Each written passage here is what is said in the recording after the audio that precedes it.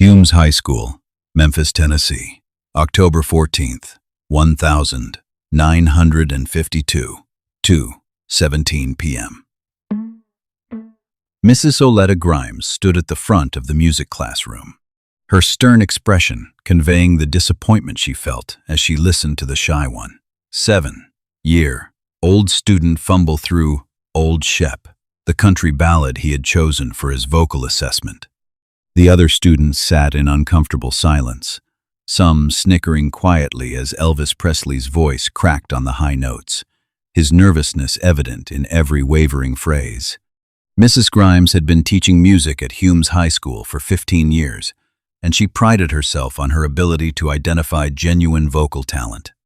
What she heard from Elvis Presley that afternoon was, in her professional opinion, nothing more than the awkward attempts of a teenager who had no business pursuing music as anything more than a casual hobby. When Elvis finished the song and looked up hopefully for some sign of encouragement or constructive feedback, Mrs. Grimes delivered a verdict that would echo through the classroom and, eventually, through music history itself. "Mr. Presley," she said in a voice loud enough for all 32 students to hear clearly, "you cannot sing. You have no musical talent whatsoever, and you should focus your energy on something more suitable to your abilities. Music is clearly not your calling." The classroom fell into stunned silence, as Elvis's face turned crimson with humiliation. But what happened next would leave everyone present speechless and haunt Mrs. Grimes for the rest of her life. This is the documented story of the day Elvis Presley was publicly humiliated by his music teacher, the response that shocked an entire classroom, and how one moment of cruel judgment would eventually become a teacher's greatest regret and a legend's most powerful vindication. The story begins with understanding the educational environment at Humes High School in 1952, a working-class institution in Memphis that served families from the city's poorer neighborhoods. The school's music program, while modest by today's standards, was considered progressive for its time, offering students basic instruction in vocal technique, music theory, and performance skills. Mrs. Oletta Grimes had been hired to lead the music department based on her classical training and her no-nonsense approach to identifying and developing genuine musical talent. She believed deeply in the importance of honest assessment, even when that honesty might be painful for students to hear. Mrs. Grimes was old school, recalled Betty McMahon, who was a student in the class that day. She believed that false encouragement was actually cruel because it gave students unrealistic expectations about their abilities. She thought she was doing Elvis a favor by being brutally honest with him. This educational philosophy, while perhaps well-intentioned, failed to account for the complex relationship between raw talent, confidence, and the opportunity to develop skills in a supportive environment.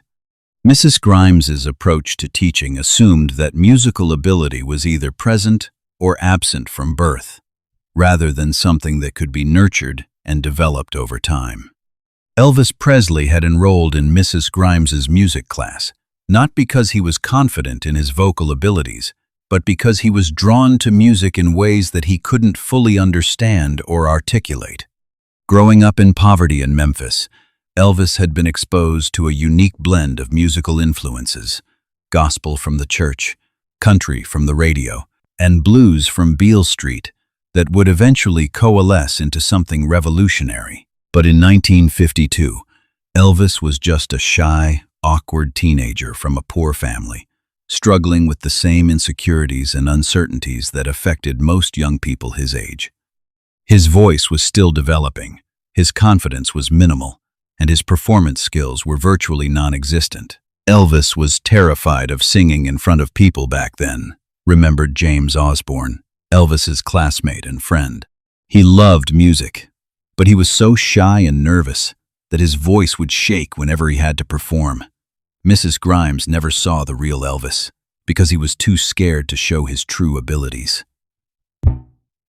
The choice of Old Shep for his vocal assessment was significant because it was one of the few songs that Elvis felt emotionally connected to. The ballad about a boy and his dog had moved Elvis deeply when he first heard it, and he had practiced it countless times, alone in his room, pouring his heart into the emotional story. But performing Old Shep in front of his classmates, while being evaluated by a stern teacher, was completely different from singing alone in the privacy of his bedroom.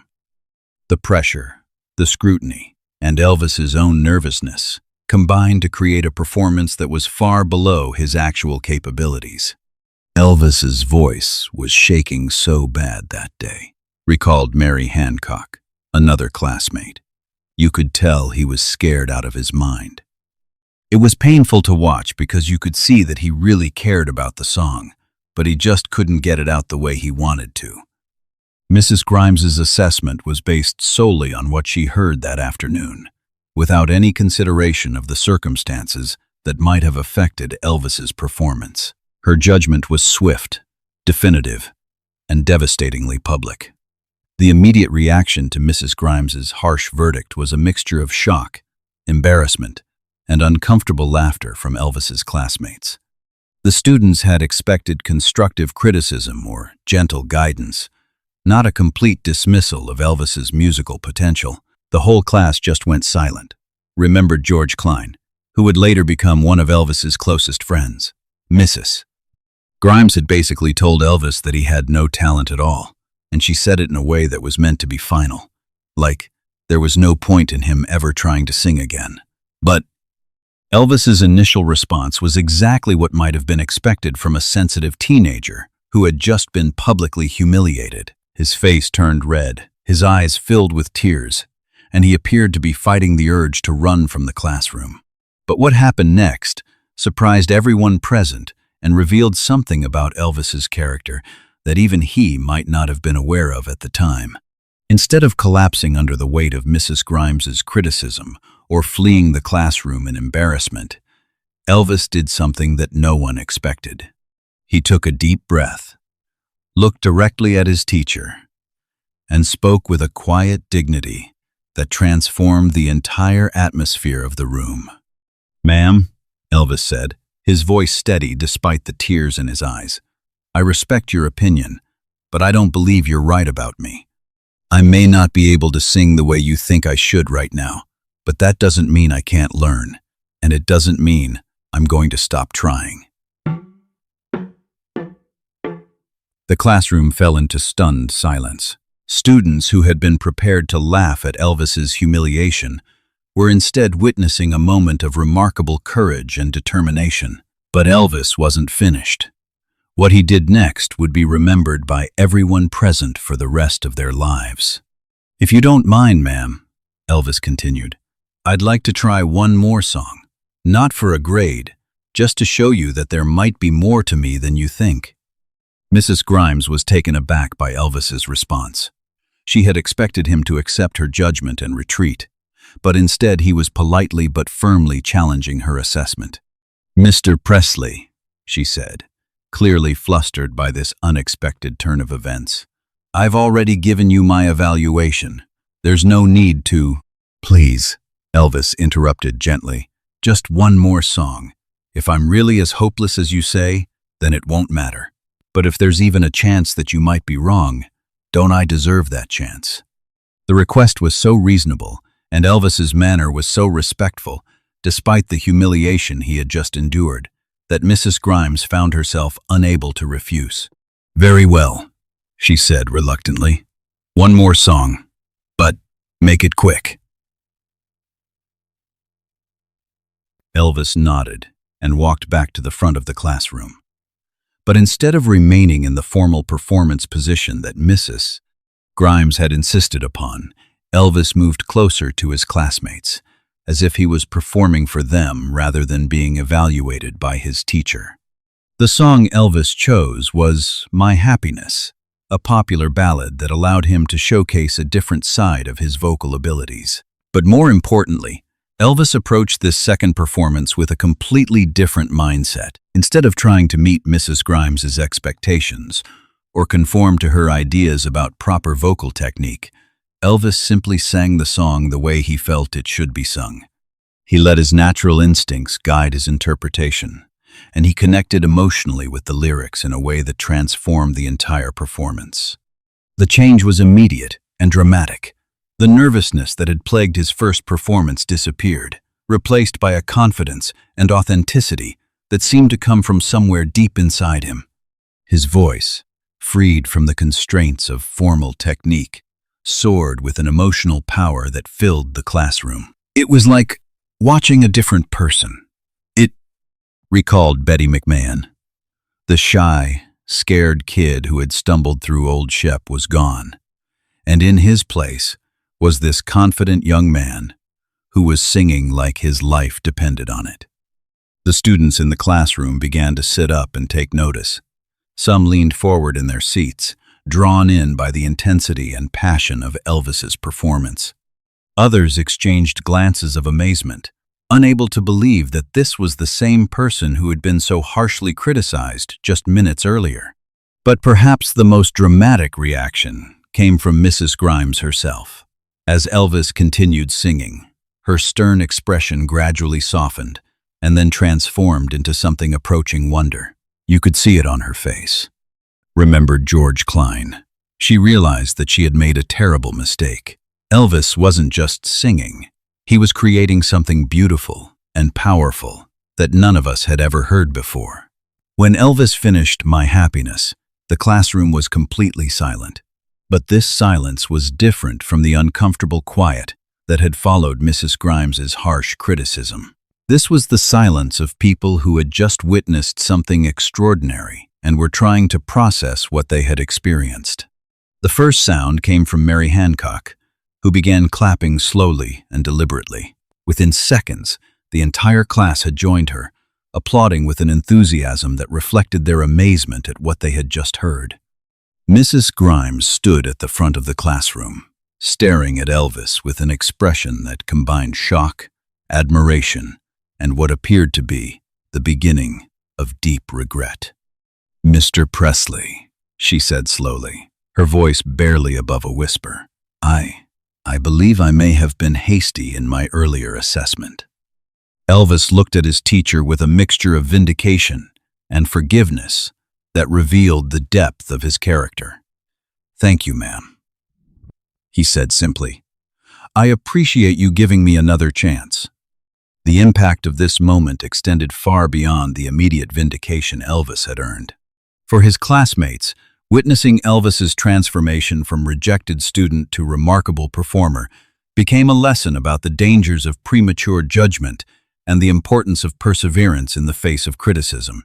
"That day changed how I thought about a lot of things," reflected James Osborne years later. "I realized that just because someone in authority tells you that you can't do something doesn't mean they're right." Elvis proved that sometimes the experts are wrong, and sometimes the only person who really knows what you're capable of is you. For Elvis himself, the experience of being publicly humiliated and then dramatically vindicating himself became a defining moment that would influence his approach to criticism and rejection throughout his career. "Elvis never forgot that day," recalled Red West, who became part of Elvis's inner circle in later years. Whenever someone told him he couldn't do something, or that his music wasn't good enough, he would remember Mrs. Grimes and how wrong she had been. It gave him the confidence to keep pushing forward, even when the whole world seemed to be against him. But perhaps the most profound impact was on Mrs. Grimes herself. The teacher, who had been so confident in her ability to identify musical talent, was forced to confront the possibility that she had nearly destroyed the confidence of someone who possessed extraordinary gifts. According to school records and the testimony of colleagues, Mrs. Grimes's teaching methods underwent a dramatic transformation following the incident with Elvis. She became more encouraging, more patient, and more willing to look for potential in students who might not fit traditional models of musical ability. Mrs. Grimes was never the same after that day, remembered Principal T.C. Brindley. She started talking about the importance of nurturing talent rather than just evaluating it. She would tell other teachers about Elvis and how she had almost made the worst mistake of her career by giving up on him too quickly. The story of Elvis's classroom vindication might have remained a local legend known only to his classmates and teachers, but the impact of that moment continued to ripple outward as Elvis's career developed and his fame grew. When Elvis began performing professionally in 1954, and his recordings started gaining attention on local radio stations, his former classmates and teachers watched with a mixture of amazement and pride as the shy teenager they had known became a regional sensation. Mrs. Grimes, in particular, followed Elvis's career with intense interest and growing remorse about her initial assessment of his abilities. As Elvis's fame spread beyond Memphis and he became a national sensation, Mrs. Grimes realized that she had been witness to the early stages of one of the most important musical careers in American history. The guilt and regret that Mrs. Grimes felt about her treatment of Elvis intensified as his success grew. She began making attempts to contact Elvis, hoping to apologize for her harsh criticism and to congratulate him on his achievements. Mrs. Grimes tried to reach Elvis several times through the school and through mutual acquaintances. Recalled Mary Frances Hancock, a fellow teacher. She wanted to tell him how proud she was of what he had accomplished and how sorry she was for not recognizing his talent from the beginning. However, Elvis's growing fame and busy schedule made personal contact increasingly difficult. By the time Mrs. Grimes seriously attempted to reach out to him, Elvis was touring constantly and surrounded by handlers who protected him from unsolicited contact from his past. The frustration of being unable to make amends with Elvis weighed heavily on Mrs. Grimes throughout the 1960s and 1970s as she watched his career reach unprecedented heights. Every major milestone in Elvis's career, his appearances on television, his movie contracts, his Vegas residencies, served as a reminder of the mistake she had made in that classroom in 1952. In 1977, when news of Elvis's death reached Memphis, Mrs. Grimes was devastated not only by the loss of her former student, but by the realization that she would never have the opportunity to apologize to him personally.